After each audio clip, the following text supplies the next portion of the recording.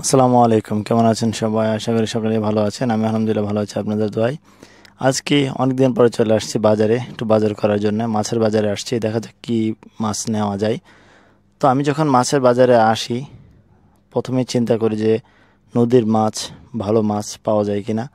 যদি নদীর ভালো মাছ পাওয়া যায়, দামি হলে কিন্তু আমি সেই নদীর মাছটা নেওয়ার চেষ্টা করি, কারণ নদীর মাছটা কিন্তু আমার কাছে সবচাইতে প্রিয়। যে কোনো মাছ হতে পারে, বোয়াল মাছ অথবা অন্য যে কোনো মাছ, আয়ের মাছ অথবা গজার মাছ, যদি সেটা পাওয়া যায় তাহলে আমি সেটা নেওয়ার চেষ্টা করি। তো বাজারে আসছি, অনেকক্ষণ ঘোরাঘুরির পর দেখলাম যে না, এই লোকটার কাছে হয়তো কিছু আয়ের মাছ পাওয়া যাবে। তো দেখলাম যে দামটা একটু বেশি যাচ্ছে, যে চাই প্রতি কেজি 1,000 টাকা। আমি যতটুকু সম্ভব চেষ্টা করেছি যে 700 কিংবা 650-র ভিতরে নেওয়ার জন্যে। তো অনেক দাম কষাকষির পর লোকটা রাজি হলো, যে আসলে লোকটাকে রাজি করতে পারলাম। মাছগুলো কিন্তু ছোট ছিল, এত বড় ছিল না। তো এই মাছগুলি যখন বড় হয়, এগুলো কিন্তু প্রায় 10 থেকে 15 কেজি কিন্তু প্রতিটা হয়, এক একটা মাছ।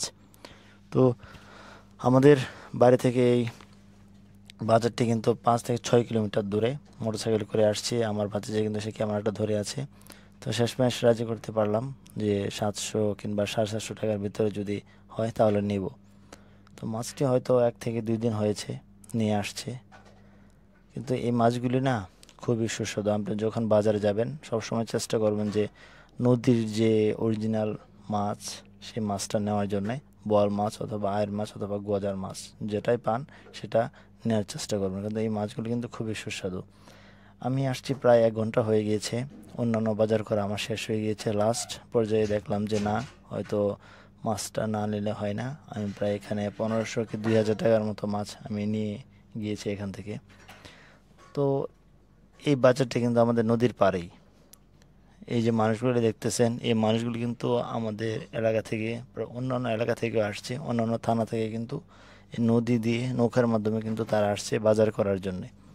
বাজারটা কিন্তু অনেক বড় করে জমে, অন্যান্য বাজারের চাইতে এই বাজারে মানুষের যে ভিড়টা থাকে সবচেয়ে বেশি।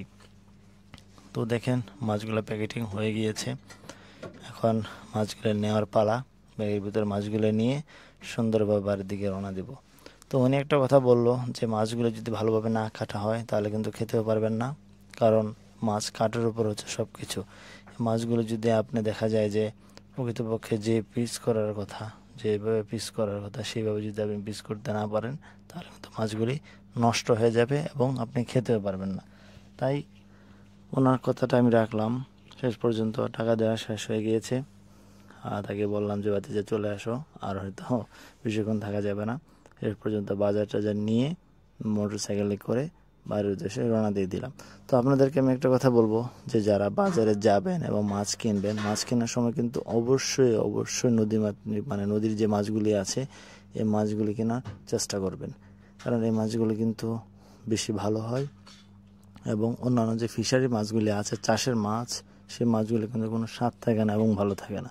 এখন বলবেন যে ভাই, সাধ্য মতো আপনি কিনেছেন, আপনার টাকা আছে, আপনি কিনেছেন। হ্যাঁ ভাই, ঠিক আছে, সেটা আপনি বলতে পারেন। প্লাস আপনার যতটুকু সাধ্য আছে আপনি ওইটাই কিনবেন।